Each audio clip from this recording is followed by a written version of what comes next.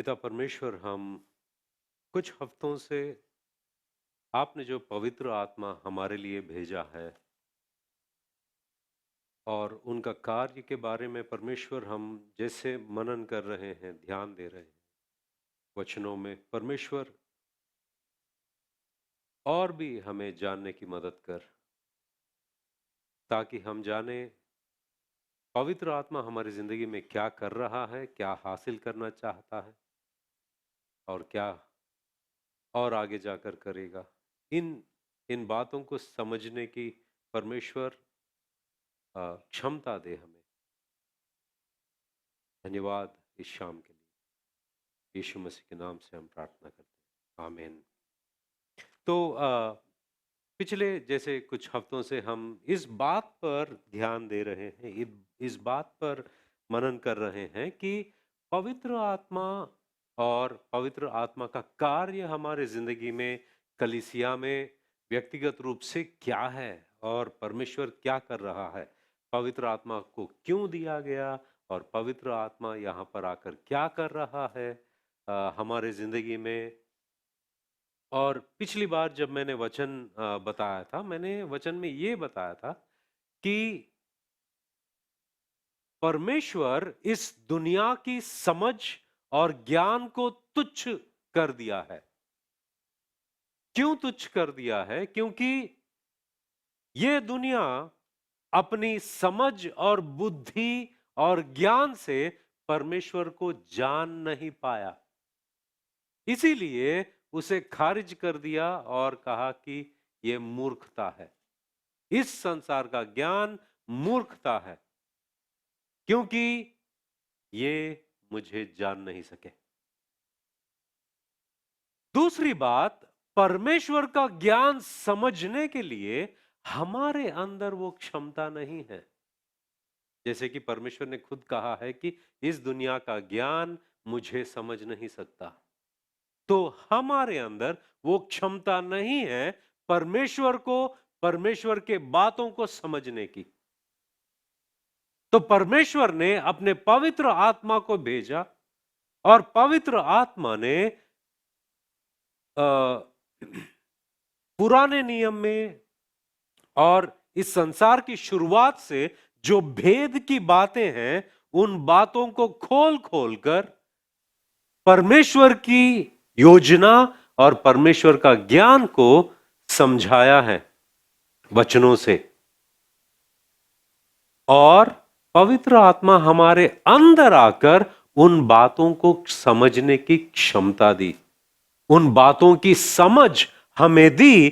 तब तक पवित्र आत्मा हमारे अंदर आकर उन बातों की समझ ना दे, हमारे बुद्धि से, हमारे ज्ञान से कभी भी परमेश्वर के ज्ञान को समझ नहीं सकते।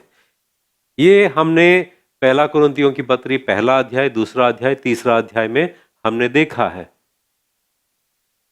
फिर पिछले हफ्ते में पास्टर अतुल ने सिखाया कि पवित्र आत्मा परमेश्वर के ज्ञान को बयान करने के लिए और हमें समझाने के लिए हमारे अंदर ही नहीं आया है, मगर आगे जाकर वो हमें चला रहा है उस मार्ग में। राइट? पवित्र आत्मा हमें अगुवाई करने के लिए आया है उस मार्ग में। जब हम पवित्र आत्मा के अनुसार चलते हैं, परमेश्वर की इच्छा को पूरी करते हैं। और यही सोच और विचार से और आगे बढ़ते हुए आज हम लोग और कुछ बातों को देखेंगे। बहुत ही महत्वपूर्ण बातें हैं इफिसियों की पत्री तीसरे अध्याय में।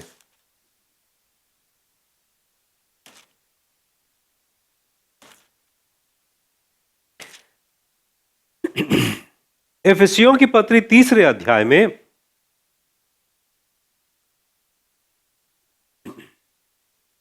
14 वचन से लेकर 19वें वचन तक हम पढ़ते हैं। मैं इस कारण उस पिता के सामने घुटना टेकता हूं, जिससे स्वर्ग और पृथ्वी पर हर एक घराने का नाम रखा जाता है, कि वह अपनी महिमा के धन के अनुसार तुम्हें यह दान दे कि तुम उसके आत्मा से अपने भीतरी मनुष्यत्व में सामर्थ पाकर बलवंत होते जाओ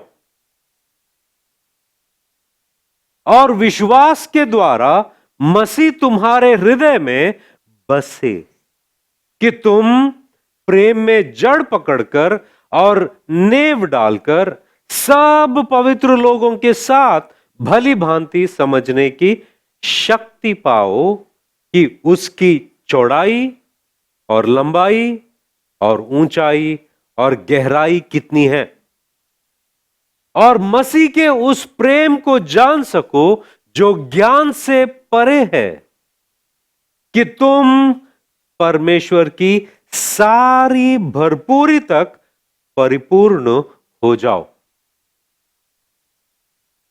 पौलुस एफएससी लोगों के लिए घुटने टेक कर प्रार्थना कर रहा है परमेश्वर के पास। वो कह रहा है कि इस कारण उस पिता के सामने घुटने टेकता हूं। तो यहां पर जब वो कहता है कि इस कारण, किस कारण, क्या कारण है, क्या वजह है कि वो घुटने टेक रहा है? जब हम देखते हैं तीसरा अध्याय का पहला वचन, वो कहता है कि इस कारण मैं पौलुस जो तुमसे अन्य जातियों के लिए मसीह यीशु का बंधी हूं। यहां पर इसकी शुरुआत कैसे हुई? तीसरे अध्याय में पहले वचन में इस कारण। यहां पर जब पौलुस कहता है कि इस कारण, यहां से लेकर इस कारण के बाद में जितने भी वचन हैं 13 वचन तक, इसको हम कहते हैं डाइग्रेशन।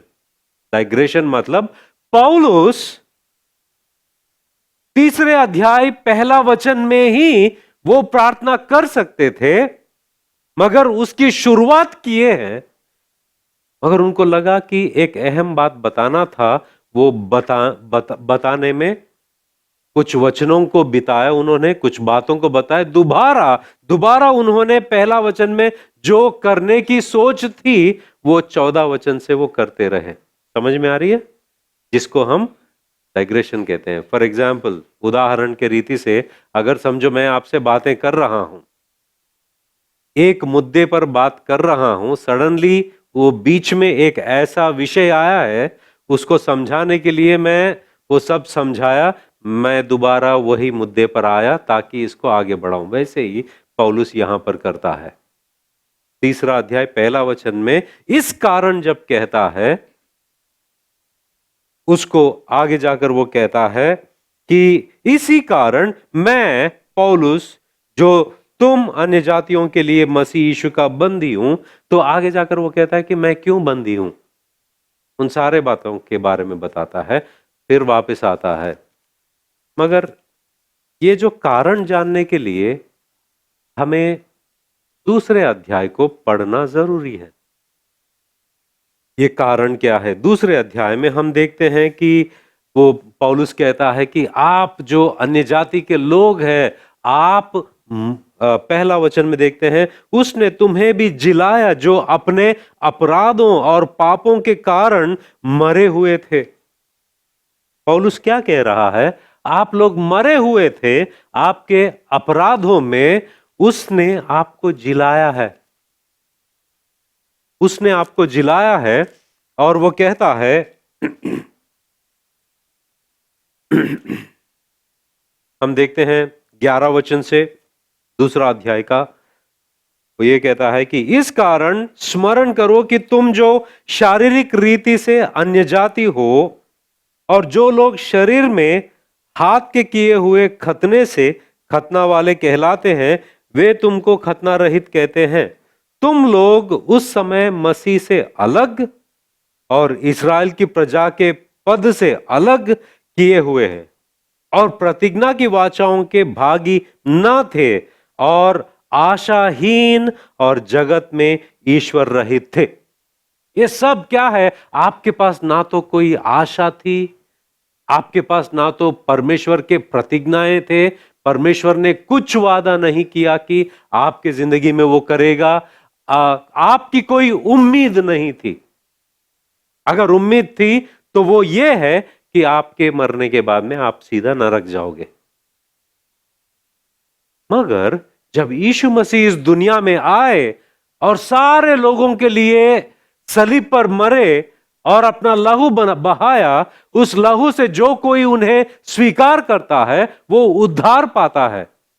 अब परमेश्वर ने उनको अपने लोगों में जमा किया। जो कोई यीशु मसीह को स्वीकार करता है उन्हें अपने लोगों में जमा किया। जमा करने के बाद क्या किया परमेश्वर ने?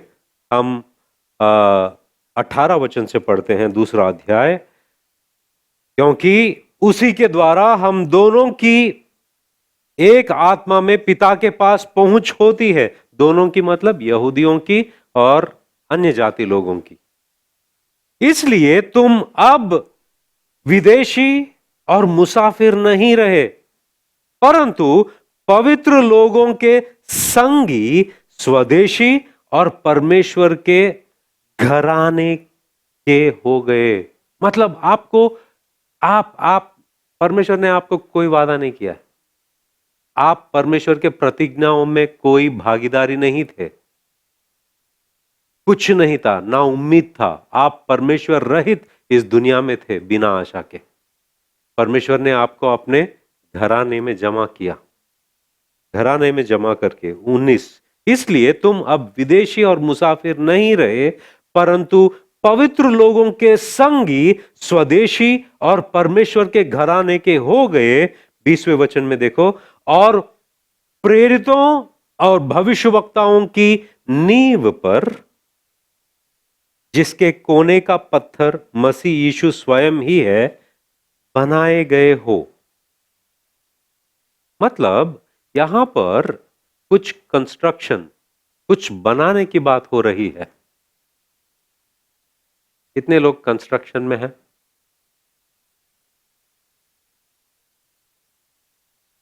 बनाने में, घर बनाने के वक्त यहां पर देखो, जिसके कोने का पत्थर।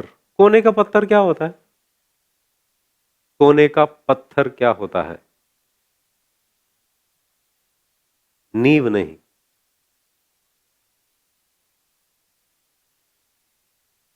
अभी वो कोना है जहां रोजी बैठी है, वो कोना है। कोने का जब होता है, नीचे एक पत्थर लगाते हैं। वो पत्थर ऐसा होता है, इधर की दीवार का दिशा दिखाता है।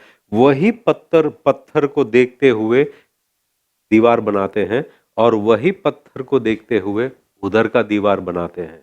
कोने का पत्थर के बगैर कुछ नहीं बनाया जा सकता। पहला चीज जिसे वो स्थापना करते हैं वो कोने का पत्थर है, जिसके बगैर इमारत बनाना मुश्किल और नामुमकिन है। यीशु मसीह कोने का पत्थर। आगे वो कहता है, जिससे सारी रचना एक साथ मिलकर प्रभु में एक यहां पर देखो 21 में, जिसमें सारी रचना एक साथ मिलकर प्रभु में एक पवित्र मंदिर बनती जाती है, जिसमें तुम भी आत्मा के द्वारा परमेश्वर का निवास स्थान होने के लिए एक साथ बनाए जाते हो। परमेश्वर के द्वारा तुम भी, जिसमें तुम भी आत्मा के द्वारा परमेश्वर का निवास स्थान होने के लिए एक साथ बनाए जाते हो। मतलब यहां पर पौलुस जब इन बातों को बता रहे हैं, ये उन चीजों के बारे में नहीं बता रहे हैं जैसे कि सीमेंट होता है, ईंट होती है और ये बाकी चीजें होती है, इनके बारे में। और एक इमारत जो है, ये दीवारों की बात नहीं हो रही है। यहां पर जो लोग परमेश्वर यीशु मसीह को स्वीकार किए हैं उनको अपने घराने में बुलाया है, और घराने में रहकर अब यही लोगों के साथ में एक इमारत बन रहा है। और वो इमारत ये है कि जहां पर परमेश्वर निवास करेंगे। हम सब जो है, हम सब को बनाया जा रहा है ताकि परमेश्वर हमारे अंदर निवास रहे। समझ में आ रही है बात? हम जानते हैं कुरिन्थियों की पत्री में 3 अध्याय और अध्याय 6 में हम ये बात जानते हैं कि पवित्र आत्मा हमारे अंदर बसता है। हम पवित्र आत्मा के मंदिर हैं। हाँ, यहां पर पौलुस क्या कह रहा है, इस बात को थोड़ा ध्यान देना जरूरी है।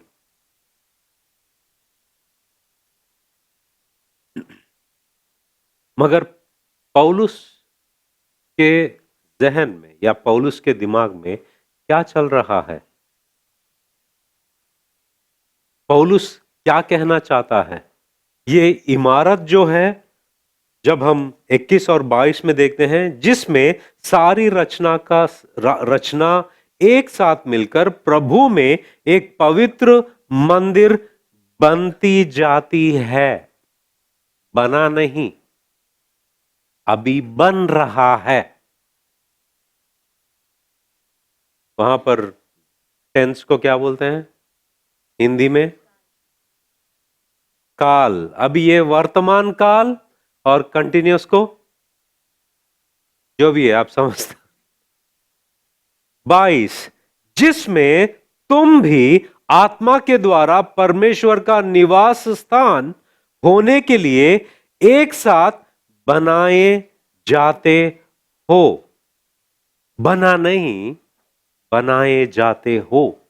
मतलब परमेश्वर आपको इस तरह बना रहा है ताकि वो आपके अंदर निवास रहे।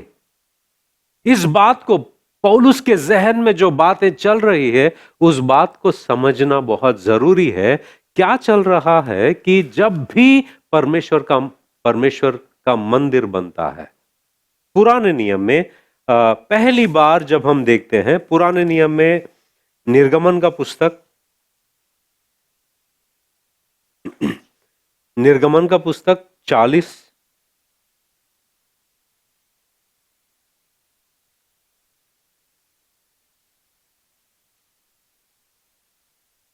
अध्याय 40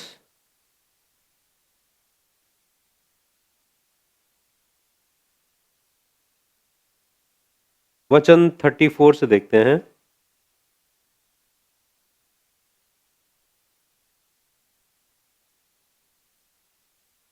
तैतीस से पढ़ते हैं हम। और उसने निवास के चारों ओर और वेदी के आसपास आंगन की कनात को खड़ा कराया और आंगन के द्वार के पर्दे को लटका दिया। इस प्रकार मूसा ने सब काम को पूरा किया। मूसा ने क्या किया? सब काम को पूरा किया। अगर आप इब्रानियों की पत्री सीखने के लिए क्लास लिए हैं तो मैंने ये तंबू के बारे में बताया था। परमेश्वर कहता है मूसा से कि जब इस्राएली लोगों को छुड़ाता है मिस्र से छुड़ाने के बाद में वाचा के देश में लेके जाने के वक्त परमेश्वर मूसा से कहता है कि मुझे मेरे लोगों के बीच में निवास करना है, तो मेरे लिए आप एक तंबू बनाओ। तंबू किस तरह होगा, उसके चौड़ाई, लंबाई, ऊंचाई कैसा रहेगा, उसके अंदर क्या रहेगा, बाहर क्या रहेगा, ये सब जो है मूसा को परमेश्वर ने बताया। और मूसा ने वैसा ही करके जब तंबू बन गया, बनने के बाद में क्या होता है देखो अगला वचन।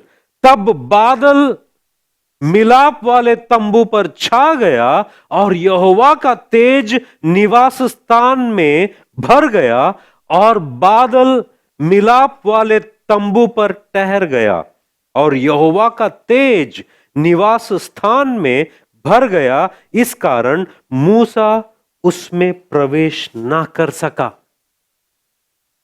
जब यह तंबू बन गया, परमेश्वर की महिमा उसके ऊपर आ गई, परमेश्वर का सामर्थ, परमेश्वर की उपस्थिति, और वो घर को भर दिया कि मूसा को सिर्फ बाहर खड़े रहकर देखना पड़ा। वो इतना अद्भुत था और इतना गंभीर था कि वो अंदर पैर रखने की हिम्मत ना हुई। तो उसे बाहर रहकर ये सब देख रहा था और परमेश्वर ने देखा, परमेश्वर की उपस्थिति उस पर छा गई। यहोवा का तेज वहां पर भर गया और शायद मूसा डरता रहा। ये पहली बार हम देखते हैं कि परमेश्वर की महिमा, ये जो मिलाप वाली तंबू के ऊपर रुकी और उसको भर दिया, और मूसा सेवा करने के या सेवा टहल करने के लिए वो अंदर जा नहीं पाया। ये पहली बार हम देखते हैं। दूसरी बार हम देखते हैं जब परमेश्वर तंबुओं में तंबुओं में रहता, तो दाऊद को लगा कि मैं इतने अच्छे घर में रहता हूं और परमेश्वर तंबू में रहता है। मैं परमेश्वर के लिए एक मंदिर बनाना चाहता हूं। परमेश्वर भविष्यवक्ता से बात करते हैं और भविष्यवक्ता आता है, तुम्हारी सोच अच्छी है मगर आप नहीं बनोगे, आप नहीं बनाओगे, आपका बेटा बनाएगा। तो दाऊद ने सब सामग्री जो कोई जरूरत है उसके सब इकट्ठा करके तैयार रखा, और सुलेमान ने परमेश्वर का मंदिर बनाया। मंदिर पूरा होने के बाद में, जैसे मिलाप वाला तंबू पूरा होने के बाद में जिस तरह से हुआ है, वैसा ही मंदिर पूरा हुआ होने के बाद में वैसा ही कुछ हुआ है। हम देखते हैं दूसरा क्रॉनिकल्स, इतिहास, दूसरा इतिहास का पुस्तक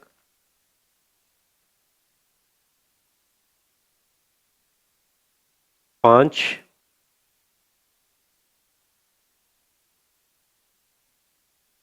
13-14 में हम पढ़ते हैं। 5 का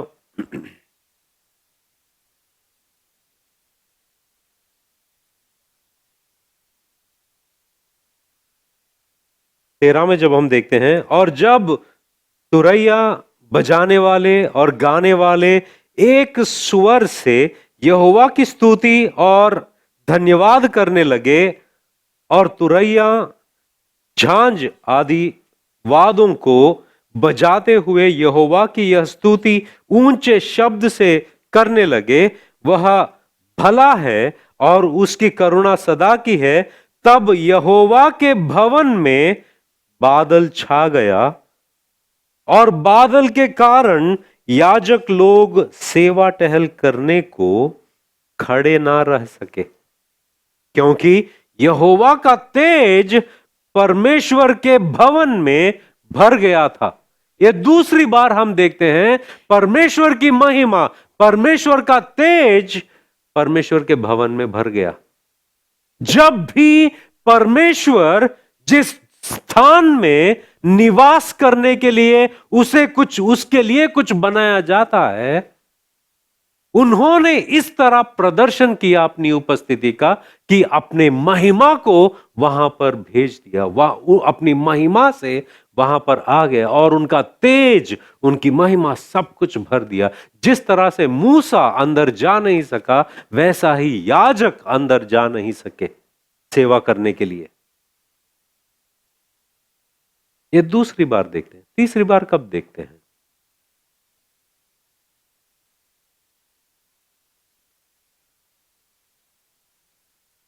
तीसरी बार यूहन्ना का सुसमाचार,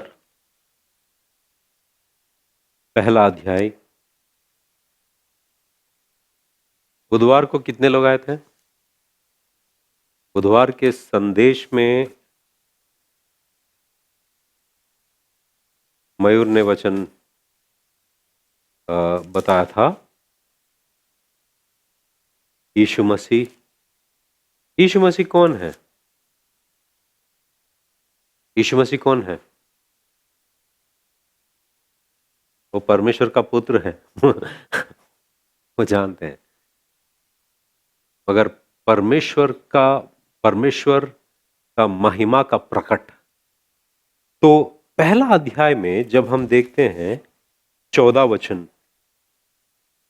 पहला अध्याय 14 वचन में जब हम देखते हैं, और वचन देहधारी हुआ और अनुग्रह और सच्चाई से परिपूर्ण होकर हमारे बीच में डेरा किया। हमारे बीच में क्या किया? डेरा किया। और हमने उसकी ऐसी महिमा देखी जैसी पिता के एकलौते की महिमा। जब यहां पर हम देखते हैं कि परमेश्वर को किसी ने कभी भी आमने सामने देखा नहीं, देखकर जिंदा भी नहीं था, कोई देखा नहीं। और जब यीशु मसीह इस दुनिया में आते हैं, यूहन्ना का पूरा प्रयास यही है यूहन्ना के पुस्तक में, और इसीलिए हम यूहन्ना के सुसमाचार पर ध्यान दे रहे हैं। यूहन्ना यह साबित करना चाहता है या यह बताना चाहता है, जैसे कि पहले वचन में उन्होंने बताया, आदि में वचन था। सब कुछ रहने से पहले या सब कुछ की शुरुआत होने से पहले यीशु मसीह थे। यीशु मसीह की शुरुआत नहीं हुई क्योंकि वो परमेश्वर हैं।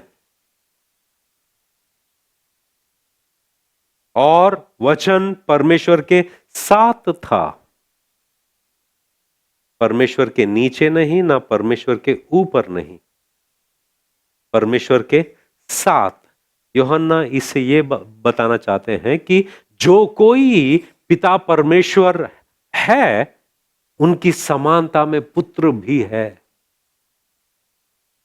इसलिए वो कहता है साथ, और कहता है कि और वचन परमेश्वर था। मतलब पिता परमेश्वर के अंदर जो सारे गुण और लक्षण है वो यीशु मसीह में था। जब फिलिप पूछता है कि हमने बहुत देख लिया है, आपने मरे हुओं को उठाया, हमने देखा, लंगड़ों को चंगा किया, अंधों को चंगा किया, कोढ़ों को ठीक किया, अभी सब हमने देख लिया है, अभी हमको बड़ा चीज देखना है, पिता को दिखाओ। और यीशु मसीह कहता है जो कोई मुझे देखा वो उसने पिता को देख लिया।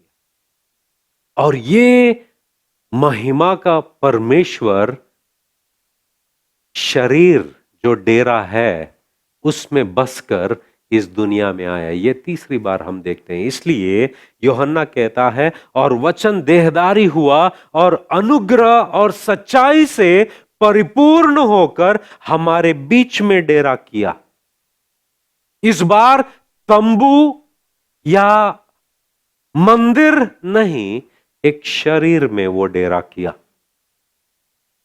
और हमारे बीच में रहा। यह तीसरी बार। अब मेरा सवाल है, चौथी बार कब है?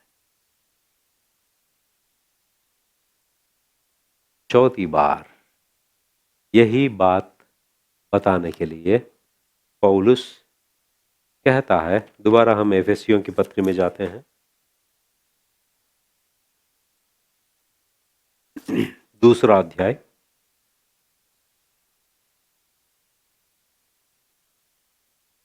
अठारह वचन से। क्योंकि उसी के द्वारा हम दोनों की एक आत्मा में पिता के पास पहुंच होती है।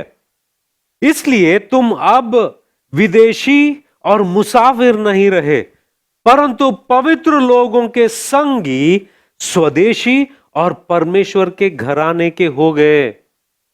आप परमेश्वर के घराने के हो गए और प्रेरितों और भविष्यवक्ताओं की नींव पर, जिसके कोने का पत्थर मसीह यीशु स्वयं ही है, बनाए गए हो। यहां पर दोबारा एक चीज की बनावट की बात हो रही है, जिसका नींव, जिसका कोने का पत्थर। 21वां वचन, जिसमें सारी रचना एक साथ मिलकर प्रभु में एक पवित्र मंदिर बनती जाती है। यहां पर मंदिर किसकी हो रही है? कौन सी मंदिर की बात हो रही है? ये जो मंदिर है वो ईंट की नहीं, ये जो मंदिर है वो सीमेंट की नहीं, ये जो मंदिर है वो जिस रीति से हम घर देखते हैं उसकी नहीं, मगर लोगों की मंदिर की बात हो रही है। यहां पर जो कोई यीशु मसीह पर विश्वास करता है वो सारे लोगों को इकट्ठा किया गया है और इन लोगों को एक मंदिर के नाई बनाया जा रहा है, ताकि परमेश्वर उनके अंदर निवास रहे। क्या कहता है पौलुस? 21वें वचन, जिसमें सारी रचना एक साथ मिलकर प्रभु में एक पवित्र मंदिर बनती जाती है, जिसमें तुम भी आत्मा के द्वारा, कैसे? आत्मा के द्वारा परमेश्वर का निवास स्थान होने के लिए एक साथ बनाए जाते हो। निवास स्थान क्या होता है?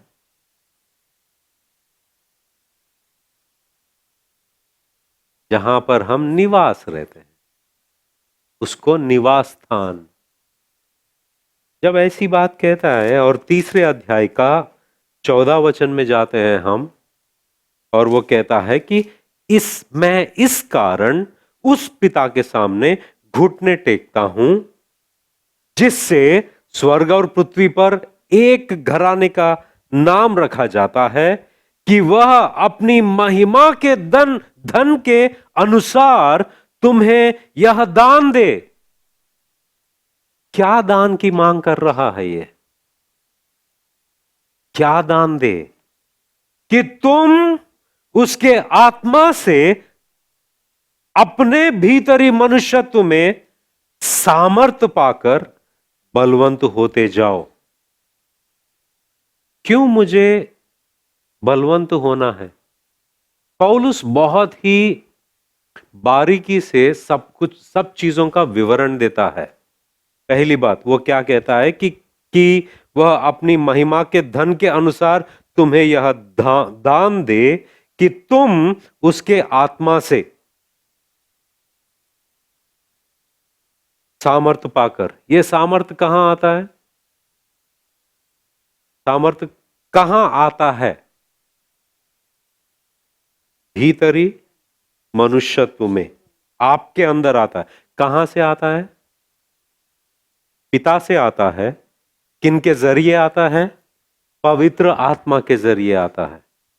वो सब क्लियरली बताता है। कौन दे रहा है?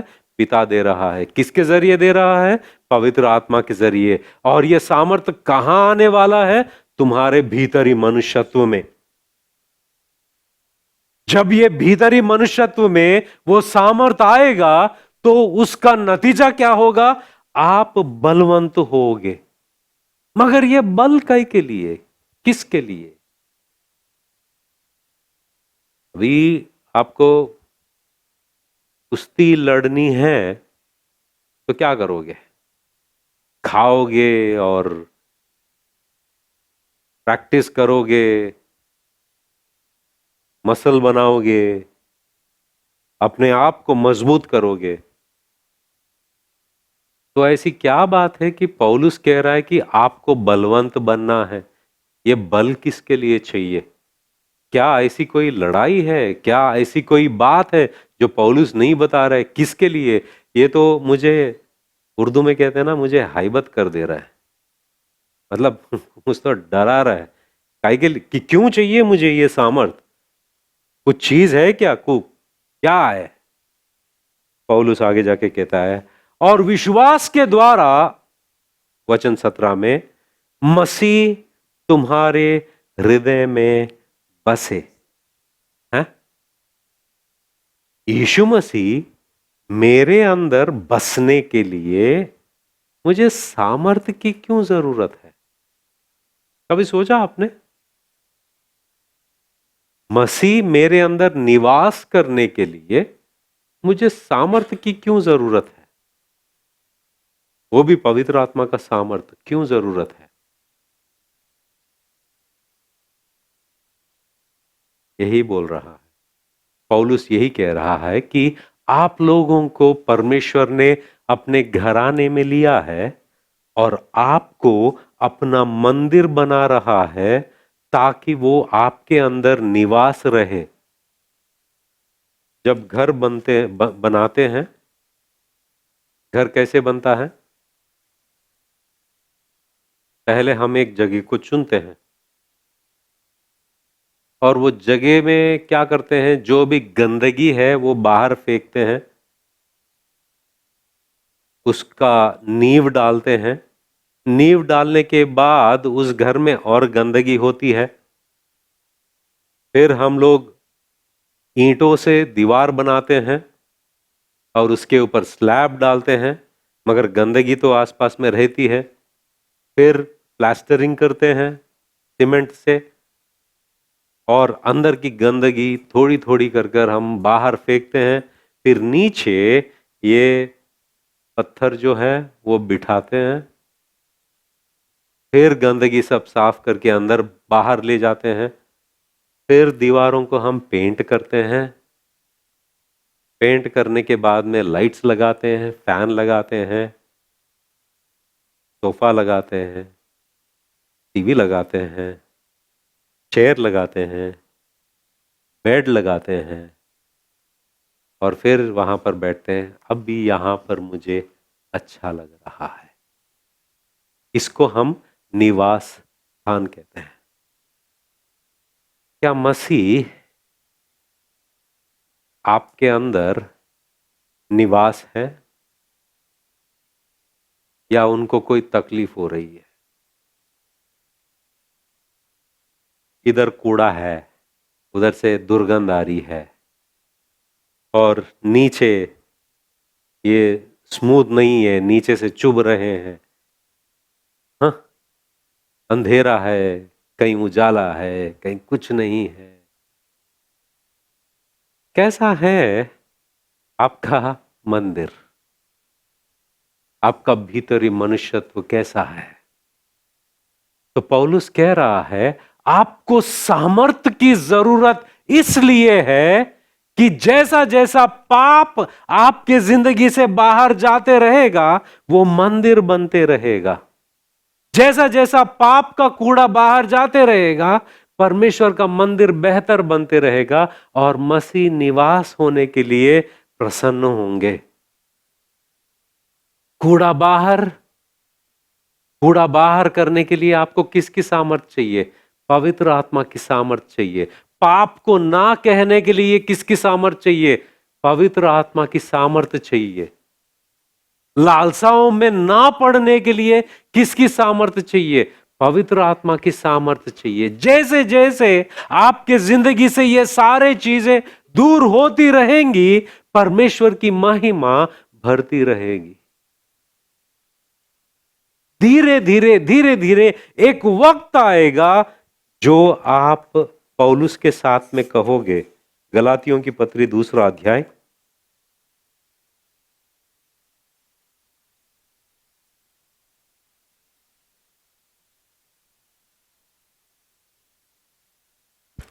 गलातियों की पत्री 2 अध्याय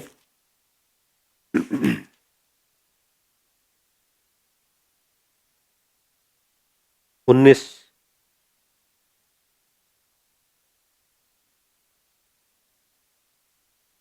और 20। मैं तो व्यवस्था के द्वारा व्यवस्था के लिए मर गया कि परमेश्वर के लिए जीऊं। 20, मैं मसीह के साथ क्रूस पर चढ़ाया गया हूं। अब मैं जीवित ना रहा पर मसीह मुझ में जीवित है और मैं शरीर में अब जो जीवित हूं तो केवल उस विश्वास से जीवित हूं जो परमेश्वर के पुत्र पर है, जिसने मुझसे प्रेम किया और मेरे लिए अपने आप को दे दिया। यहां पर यह कह रहा है, मैं मर गया हूं, अब जो जिंदगी जी रहा हूं वो मैं नहीं मगर मसीह मेरे अंदर जीवित है। हमने गाना गाया ना, तू बढ़े मैं घटूं। पौलुस घटता घटता घट था, अभी वो ना रहा मगर मसीह उसके जिंदगी में जीवित रहा। जब ये होने के लिए हमें पवित्र आत्मा की सामर्थ्य चाहिए। पवित्र आत्मा की सामर्थ्य कलीसिया को क्यों दी गई है? इसलिए दी गई है, जो हमारे जिस्मानी तौर पर हमसे हासिल हो नहीं सकता, उसको करने के लिए पवित्र आत्मा को दिया गया है। वैसे जिस्मानी तौर पर, शरीर के तौर पर सारे शिष्य जो है डर के वो छुप गए। और यीशु मसीह कहता है, जब पवित्र आत्मा आपके ऊपर आएगा आप मेरे गवाह बनोगे। और ये लोग जो डर के मारे अंदर बैठे हुए थे, अचानक से जब पवित्र आत्मा आया, इनके अंदर इतना हियाव आया कि ये लोग चिल्ला चिल्ला कर यीशु मसीह के बारे में प्रचार करने लगे। इवन सुसमाचार प्रचार के लिए आपको परमेश्वर की सामर्थ्य की जरूरत है। अगर शरीर पर निर्भर हो, शरीर कभी भी आपको सुसमाचार प्रचार करने नहीं देगा। हमारे शरीर पर जय पाने के लिए पवित्र आत्मा का सामर्थ्य चाहिए हर चीज के लिए, क्योंकि मसीही जिंदगी शरीर के बलबूते पे जीने के लिए हमें यीशु मसीह ने छोड़ नहीं दिया। हर दिन पवित्र आत्मा के सामर्थ्य से जीने के लिए पवित्र आत्मा को दिया गया, क्योंकि आपको ये आपकी खुद की लड़ाई नहीं है। यहां पर परमेश्वर आपको सामर्थ्य देता है ताकि आप हर एक चीज पर जय प्राप्त करो। शरीर पर, लालसाओं पर, पाप पर, दुनिया पर, शैतान पर, हर चीज पर। और ये पवित्र आत्मा का सामर्थ्य जो है वो नियमित रूप से राशन नहीं दिया गया आपको कि अच्छा ये है क्या, इसके लिए इतना ही रिलीज करता हूं, अच्छा वो है क्या, उसके लिए थोड़ा ज्यादा दे दो, अच्छा ये है तो बाद में देते हैं। ऐसा नहीं है। क्यों? वचन क्या कहता है? इफिसियों की पत्री 3 अध्याय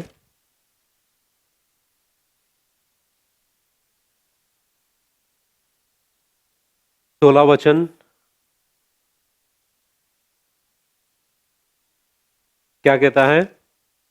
कि वह अपनी महिमा के धन के अनुसार, महिमा के धन के अनुसार।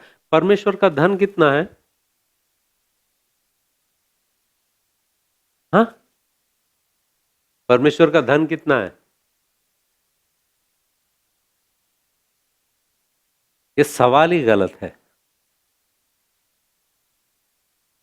एक जवाब, एक एक कहानी बताता हूं।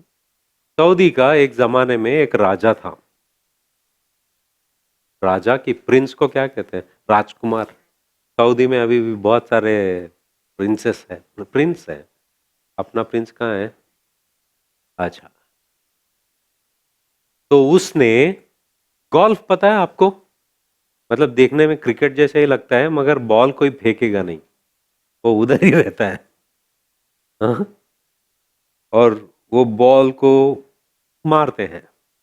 उसको जिस छड़ी से मारते हैं उसको कहते हैं क्लब। क्या कहते हैं? क्लब। और जहां पर खेलते हैं उसको भी क्लब ही बोलते हैं। तो ये जो सऊदी में जो प्रिंस है उसको सीखना था, तो इसने एक मशहूर व्यक्ति जो गोल्फ खेलने में माहिर है स्कॉटलैंड से बुलाता है। और वो आता है और ये इनको वो सिखाता है, इनके साथ में अच्छी दोस्ती हो जाती है। तो सब होने के बाद में अभी वो पूछता है कि आपने फ्लाइट लेकर इधर आए और मेरे साथ में वक्त बिताए, इतना कुछ किया, मैं आपके लिए क्या कर सकता हूँ? अभी वो जो स्कॉटलैंड से आया उसने बोला, एक काम कीजिए, आप मुझे एक क्लब दे देना, क्योंकि मुझे क्लब कलेक्शन करना पसंद है। तो उसने बोला ठीक है, मैं दूंगा आपको। और ये जो स्कॉटलैंड से आया वो चले गया। अभी वो भी भूल गया, क्योंकि 1-2 हफ्ते हो गए, 3 हफ्ते हो गए। फिर वो सोचा, वो इतना अमीर है, उसको कहाँ याद रहेगा मैंने जो बोला है। ये भी भूल गया। एक दिन उसके मेल बॉक्स में एक एनवलप आया है। वो एनवलप खोला और निकाला तो देखा उसमें एक डीड है, अग्रीमेंट डीड होता है। 500 एकड़ का एक क्लब दिया है उसको, 500 एकड़ का। अब ये इसके मुंह से कोई आवाज नहीं निकल रहा है। मैंने तो एक छड़ी मांगी। इसने जो सोचा, ये अपनी सीमित दिमाग से सोचा कि ये चाहिए, मगर उसके पास तो बहुत कुछ है, उसके लिए ये कोई बात नहीं है। जब पौलुस कहता है, जब पौलुस ये बात कहता है कि वह अपनी महिमा के धन के अनुसार तुम्हें यह दान दे, मतलब ये जो पवित्र आत्मा का सामर्थ्य है, ये सीमित नहीं है। जितना चाहिए आपको मिलेगा। कितना चाहिए आपके जिंदगी में, जो लालसा है उस पर जय पाने के लिए आपको कितना सामर्थ चाहिए, वो आपके लिए है। सुसमाचार प्रचार करने के लिए कितना सामर्थ चाहिए, वो आपके लिए दिया गया है। हर वो चीज परमेश्वर के इच्छा के अनुसार जो आप करना चाहते हो, उसके लिए सामर्थ आपको दिया गया है।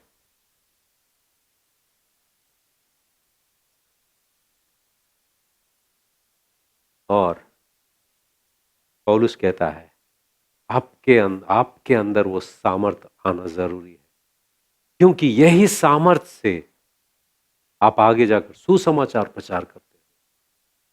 और ये जो भीतरी मनुष्यत्व जो है ना, ये समझ से परे है। अगर आपको मैं बोलूंगा कि आप कभी खुश हुए, खुश हुए, खुश हुए, इस खुशी को कैसे बयान करोगे आप? उसका विवरण कैसे दोगे? ये खुशी क्या होती है? अभी मैं सवाल पूछा आपको, ये खुश होना क्या होता है? समझाओ मुझे। खुश होना क्या होता है? अरे समझाओ। अरे ट्राई करो।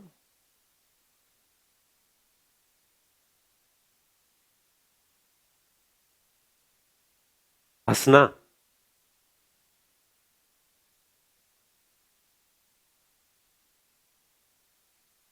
ये बयान नहीं कर पाओ, समझ के परे हैं। वैसे ही ये जो भीतरी मनुष्यत्व में सामर्थ्य पाना जो है, और परमेश्वर के प्यार को जानना जो है, और परमेश्वर के लिए कुछ भी करना जो है, वो गहरी बातें हैं जो भीतरी मनुष्यत्व में होती है। वो जज्बात क्या है? एक इंसान अपने शर्म को लात मारकर वहां पर सड़क पर खड़े होकर लोगों को पर्ची बांटता है। वो जज्बात कहां से आती है? डिग्री से? डिग्री से आती है? सर्टिफिकेट से आता है? या 4 साल बाइबल ट्रेनिंग करूं वहां से आता है? नहीं। 4 साल बाइबल ट्रेनिंग से आपको सर्टिफिकेट मिलता है, ज्ञान प्राप्त होता है, मगर भीतरी मनुष्यत्व में जो परमेश्वर के लिए करने की इच्छा हो, या जज्बात हो, वो प्रेरणा हो, वो नहीं आएगा। वो पवित्र आत्मा से आएगा। एक इंसान क्यों जान हथेली में लेकर वो मरने तक का भी सुसमाचार प्रचार करेगा? क्यों? के अंदर वो बात है। कहां से आई? पवित्र आत्मा से आई। ये कौन देता है? पवित्र आत्मा देता है। पाप से लड़ने की जज्बात, वो जो अंदर पैशन है, कहां से आता है? पवित्र आत्मा देता है। और पौलुस कहता है, मैं चाहता हूं कि आप भीतरी मनुष्यत्व में सामर्थ्य पाओ। इन सारी चीजों के लिए सामर्थ्य चाहिए, हर चीज के लिए सामर्थ्य चाहिए, और वो सामर्थ्य हमारे लिए उपलब्ध है। पौलुस कहता है, आप मंदिर बनाए जा रहे हो और परमेश्वर आपके अंदर निवास करना चाहता है।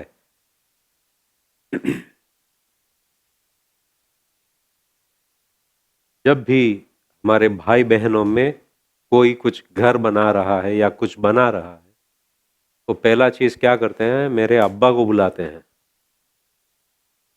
क्योंकि वो बहुत स्ट्रिक्ट है। वो लकड़ी लेकर वहां पर खड़े हो जाते हैं, सबसे काम करवाएंगे, किसी को बैठने नहीं देंगे, और बोलेंगे तू बहुत देर से तू कुछ काम नहीं कर रहा है, चलो काम करो। और उनके वजह से ही हर जो घर है वो वक्त पर बनती है, सब अच्छा करते हैं।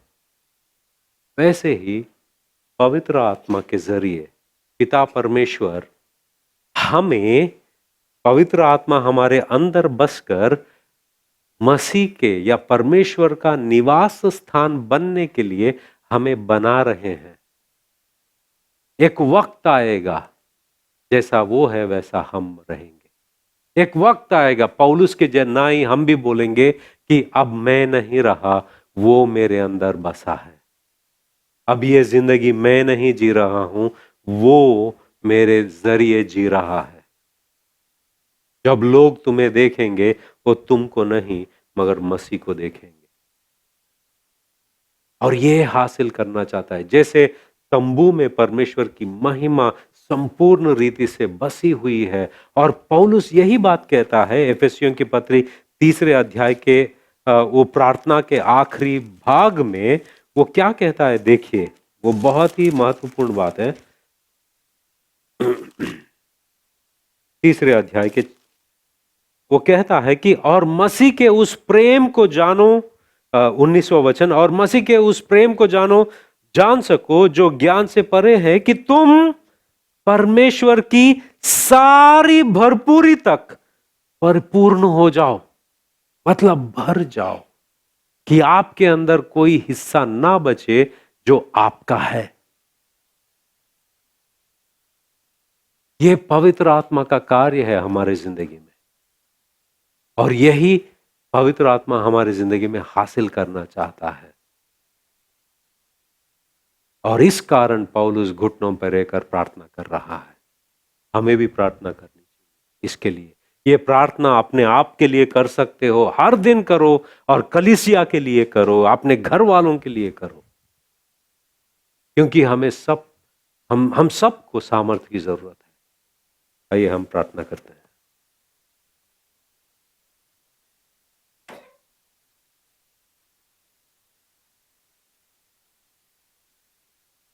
पिता परमेश्वर, तेरा धन्यवाद करते हैं।